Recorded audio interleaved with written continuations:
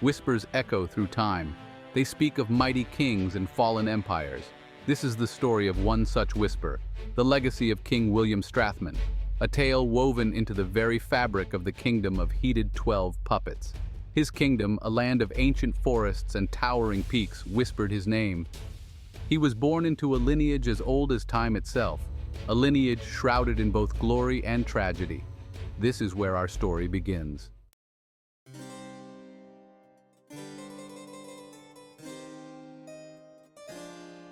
Born on March 4, 1890, William entered a world of privilege and peril.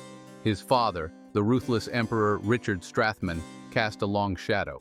His mother, the beloved Empress Amelia, provided the only warmth in his young life. Little did William know that the weight of the Strathman legacy would soon become his to bear. This is the story of his journey, a journey that would shape the destiny of heated 12 puppets and the world beyond.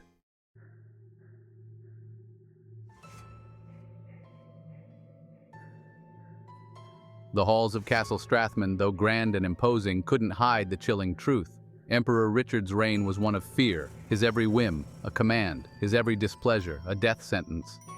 Young William grew up witnessing the brutality firsthand. He saw the fear in the eyes of the servants, the trembling voices of the advisors.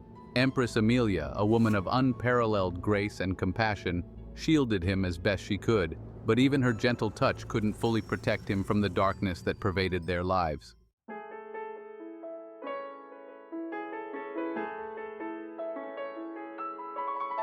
Richard's ambition knew no bounds. He waged wars, conquered lands, and expanded his empire with ruthless efficiency. Each victory, however, seemed to only fuel the fire of his rage. William, a sensitive and perceptive child, felt the growing tension. He witnessed the arguments, the slammed doors, the icy silences that followed. He saw the fear in his mother's eyes, a fear that mirrored his own. One fateful day, Richard's rage reached a boiling point, the details lost to time.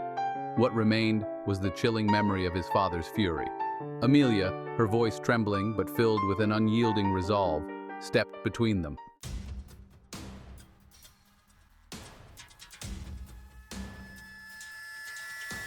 "Stop!" Amelia cried, her voice echoing through the grand hall. "He is but a child!" Richard, his chest heaving with fury, glared down at his wife. "Silence, woman," he roared. "This is no concern of yours." Amelia stood her ground, her gaze unwavering. "He is our son," she said, her voice firm despite the tremor in her hand. Richard let out a cold, humorless laugh. The force of the blow sent her reeling, her body crashing against the cold stone floor.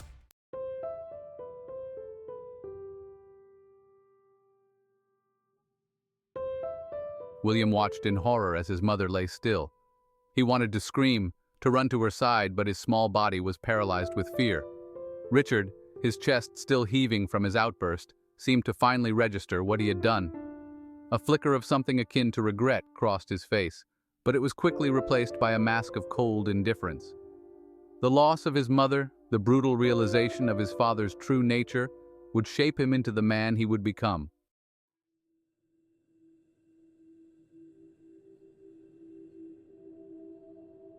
Years passed. William, haunted by the memory of his mother's death and the ever-present threat of his father's wrath, grew into a young man. He had learned to navigate the treacherous waters of court life, to mask his emotions, to appear pliant while secretly yearning for freedom. He knew that he could not remain in heated 12 puppets, not under his father's tyrannical rule. Escape, however perilous, was his only option. On a stormy night in August of 1901, William made his move. He slipped out of the castle, leaving behind the only life he had ever known, and boarded a ship bound for the distant shores of America. He traveled light, carrying nothing but a few meager possessions and the heavy burden of his lineage.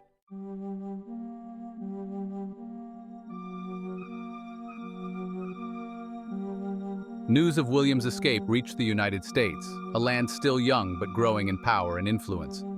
President Zurder von Kaufmann, the last of America's founding fathers, received the news with a mixture of curiosity and concern. Zurder, a man of sharp intellect and unwavering principles, had guided the nation through centuries of change and turmoil. He knew that young William's arrival could have far-reaching consequences. At first, Zerder suspected that William might be a pawn in his father's game, a spy sent to infiltrate the American government. But as the days turned into weeks, a different picture began to emerge. William, far from being a cunning agent of his father, seemed genuinely traumatized by his past.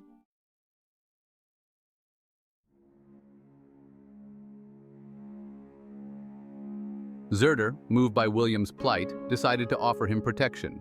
He invited the young man to the White House, not as a prisoner but as a guest.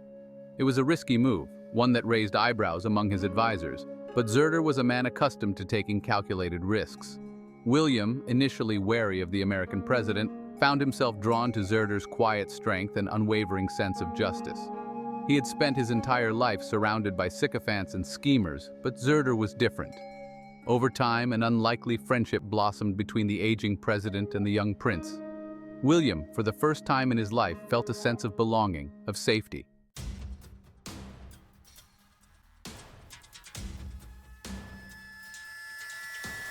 The fragile peace, however, was not destined to last.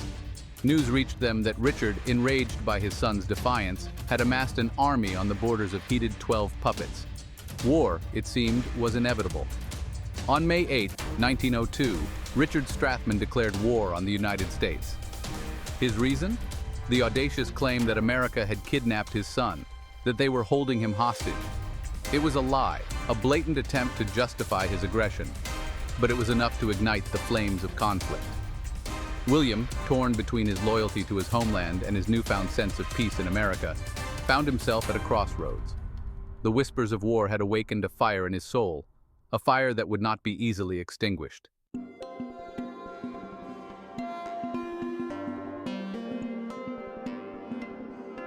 The year was 1903. War drums beat across the ocean, a symphony of impending conflict. But in the heart of America, a different kind of preparation was underway. William, sheltered from the storm, knew he couldn't remain idle. He had to become stronger, ready to face the darkness that awaited. President Zerder, wise and far-seeing, understood William's yearning. He summoned John Christensen, a man whispered to possess knowledge beyond mortal ken. John, a direct descendant of Azul Christensen, the first human to wield magic, carried an ancient lineage. This was no ordinary apprenticeship. It was the forging of a warrior, a king in the making.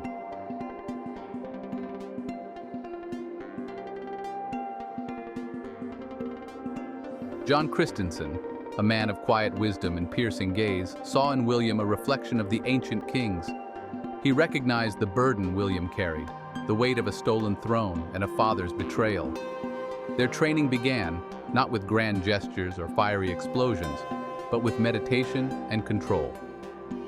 John taught William about the delicate balance within, the harmony between mind and body that served as the foundation for magic. He spoke of Azul, not as a distant myth, but as a man who'd wrestled with the same forces William now sought to command. His story resonated deep within William, fueling his determination.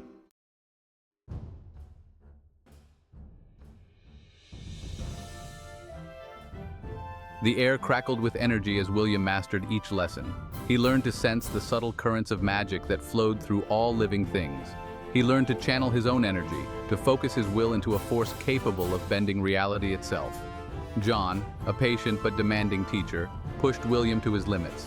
He saw the raw potential within the young prince, the dormant power waiting to be unleashed, and slowly, steadily, William grew stronger.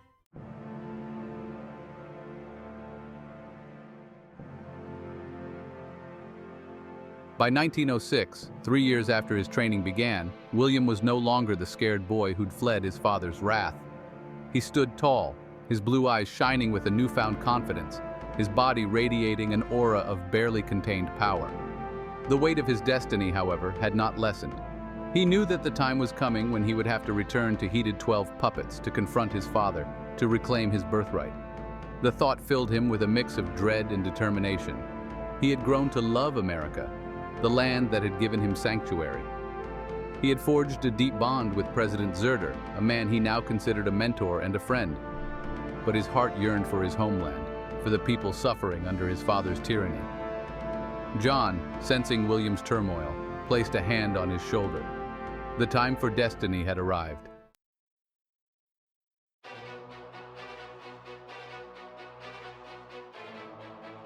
1906, the year the world held its breath. The heated 12-Puppyan War raged on, a bloody stalemate. Yet a whisper of hope emerged from across the sea. William, no longer a boy in exile, returned to his homeland.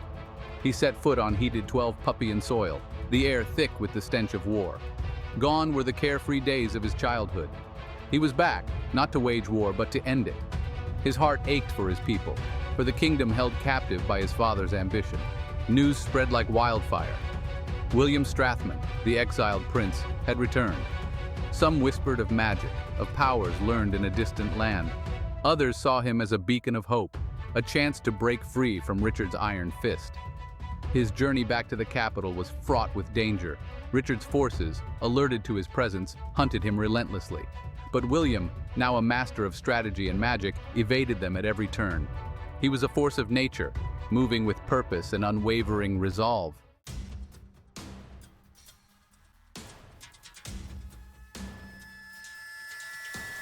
Castle Strathman loomed before him, a grim reminder of his past.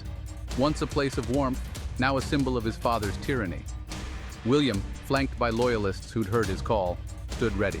The final battle was upon them. He entered the grand hall, the air thick with tension.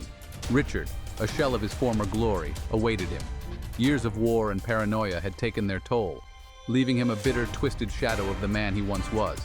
"William," Richard rasped, his voice a mixture of surprise and disdain. "You returned to me a beggar, seeking to claim what is rightfully mine." His glowing white eyes, once a symbol of power, now flickered with a cold, unsettling light. "Father," William replied, his voice steady, controlled. "This kingdom, this war, it has gone on for too long. I offer you a chance to end this peacefully, to step down from the throne." His words echoed in the vast hall, a challenge to the tyrant who'd held their lives captive for far too long.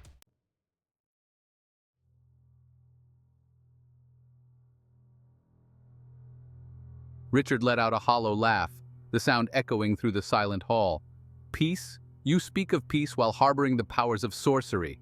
His voice rose in a crescendo of rage. "You dare return to me after years of defiance and speak of peace?" William's heart ached. He had hoped, however naively, for a different outcome, but his father, consumed by darkness, was beyond reason. "I did not seek this fight," William said, his voice heavy with sadness. "But I will not stand by and watch you destroy our kingdom any longer." Richard, his face contorted in a mask of fury, lunged.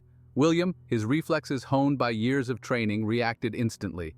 He raised his hand, summoning a surge of raw, magical energy. The air crackled, the very stones of the castle groaning under the strain. The light faded, revealing a sight that sent chills down the spines of all who witnessed it. Richard, once a towering figure of power, stood frozen, his body slowly transforming into cold, unyielding stone. His reign of terror, at long last, was over.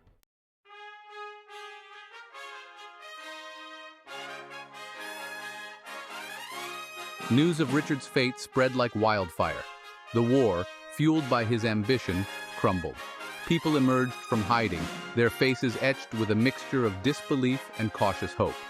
William Strathman, the prince who'd returned from across the sea, had fulfilled his destiny. On July 21st, 1906, a day etched in heated 12-Puppyan history, William was crowned king. At 16 years old, he was the youngest ruler the kingdom had ever known. But within his youthful features resided a wisdom forged in the fires of adversity. The ceremony was a celebration of hope, a promise of a brighter future. Gone were the banners of war, replaced with the colors of peace and unity. William, standing tall on the dais, his blue eyes shining with a newfound determination, addressed his people. His voice, amplified by the magic that now flowed through him, resonated throughout the kingdom. He spoke of healing, of rebuilding, of a future where heated 12 puppets would stand as a beacon of peace and prosperity. His words, echoing the legacy of Azul, ignited a spark of hope in the hearts of all who heard them.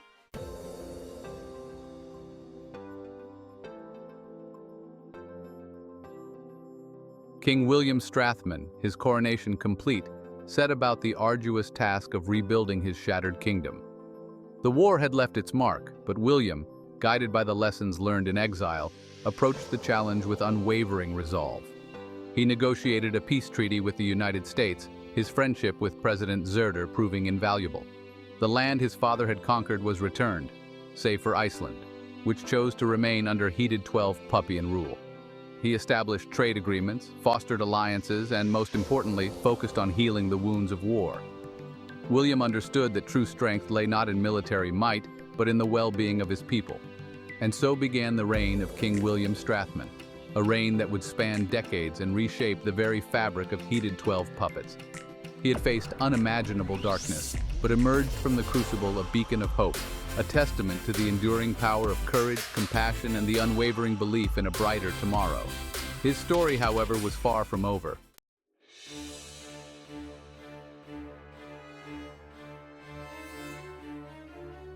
The year 1914 dawned with a deceptive tranquility.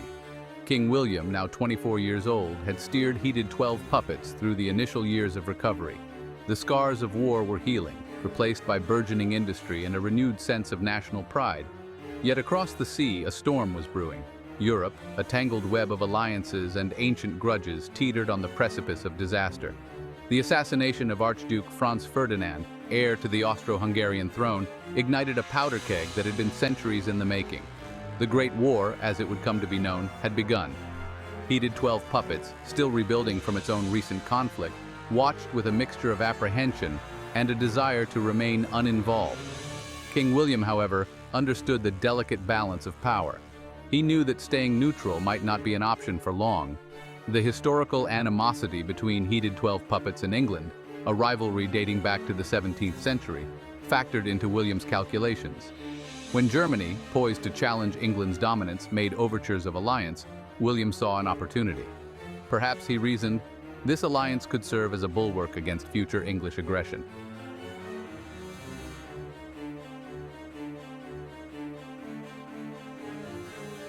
The alliance, however, proved to be a double-edged sword. Kaiser Wilhelm II of Germany, a man of volatile ambition, saw heated 12 puppets as a pawn in his grand scheme. William, despite his youth, possessed a keen political mind. He recognized the danger in aligning too closely with the Kaiser's increasingly unstable regime. The uneasy alliance held for a time, but the seeds of distrust had been sown. On May 7, 1915, the Kaiser, fearing William's growing influence and seeking to solidify his own power, betrayed the pact. A surprise attack, swift and brutal, was launched against heated 12 puppets. The attack, though unexpected, was met with fierce resistance. William, his magical abilities honed to a razor's edge, rallied his people. He led from the front, his courage inspiring his soldiers and striking fear into the hearts of his enemies. The invasion was repelled, but the betrayal cut deep. Heated 12 puppets, once again drawn into a conflict not of its own making, found itself allied with England and the Allied forces.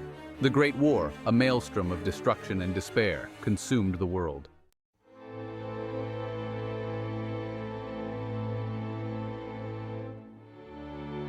William, hardened by the Kaiser's betrayal, fought with the ferocity of a man defending his home. He witnessed firsthand the horrors of trench warfare, the senseless slaughter that seemed to have no end, the echoes of his own childhood. The brutality he'd witnessed at his father's hand resonated with the carnage he saw on the battlefields of Europe. Yet, amidst the darkness, William found moments of humanity. He formed a bond with King George V of England, their shared experiences forging an unexpected friendship. He corresponded with President Woodrow Wilson of the United States, their letters reflecting a shared desire for a just and lasting peace. In the heart of Russia, a revolution brewed, echoing the turmoil that had gripped heated 12 puppets years before. William, ever the student of history, followed the events with keen interest. He saw in Vladimir Lenin, the leader of the Bolsheviks, a kindred spirit, a man driven to reshape his nation. In 1919, with the Great War finally at an end, William traveled to Moscow. His meeting with Lenin, though brief, left a lasting impression. They spoke not as monarchs or revolutionaries, but as men who understood the weight of leadership, the burden of shaping a better future for their people.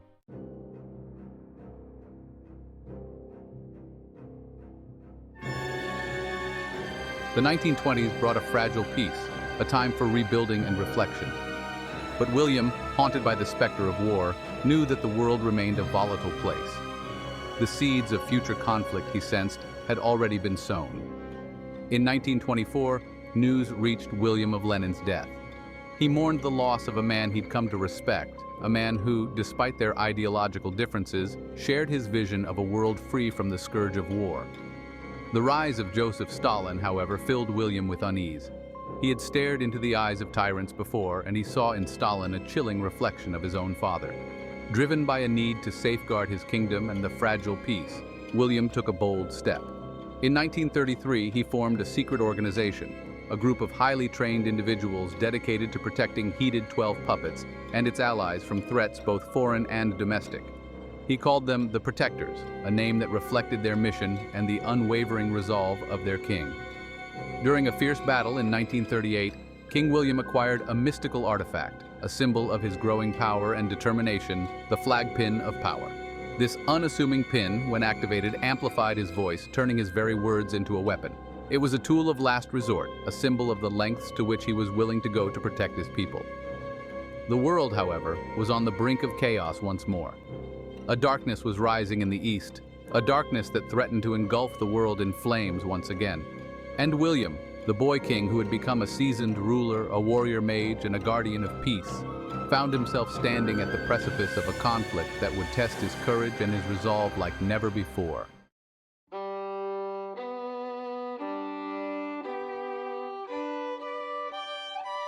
The years that followed William's coronation were a whirlwind of challenges and triumphs.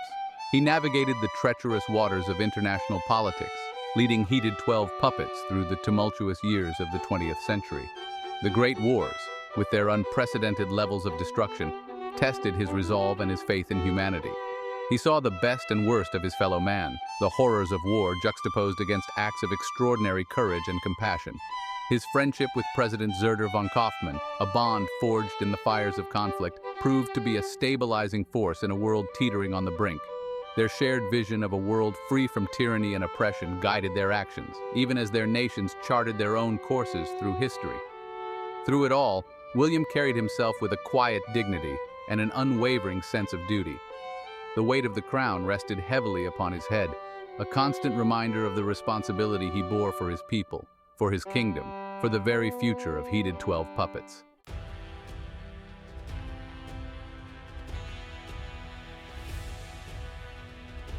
King William Strathman, the boy who had fled his father's wrath, had become a legend in his own time. He was a warrior mage, a skilled diplomat, a visionary leader who guided his people through some of the darkest chapters in human history. He understood that true power lay not in conquest or domination, but in the well-being of his people. He championed education, fostered economic growth, and worked tirelessly to heal the divisions that had plagued heated 12 puppets for generations. His legacy extended far beyond the borders of his kingdom. He was a voice for peace on the world stage, a staunch advocate for diplomacy and cooperation in an era marked by conflict and suspicion. His story, a testament to the enduring power of courage and compassion, resonated with people around the globe. He showed the world that even in the darkest of times, hope can flourish, and that one person, armed with unwavering resolve, can truly make a difference.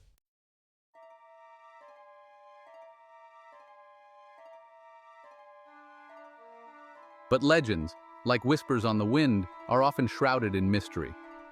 King William Strathman lived a long and eventful life, a life that spanned over a century and witnessed some of the most significant events in human history.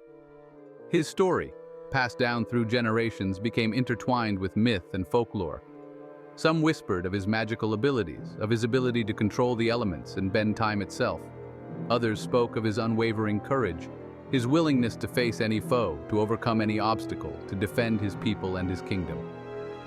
And so the legend of King William Strathman lived on, a tale whispered around hearths, recounted in hushed tones, a timeless reminder that even in a world of uncertainty and change, the qualities of courage, compassion, and unwavering resolve will always endure.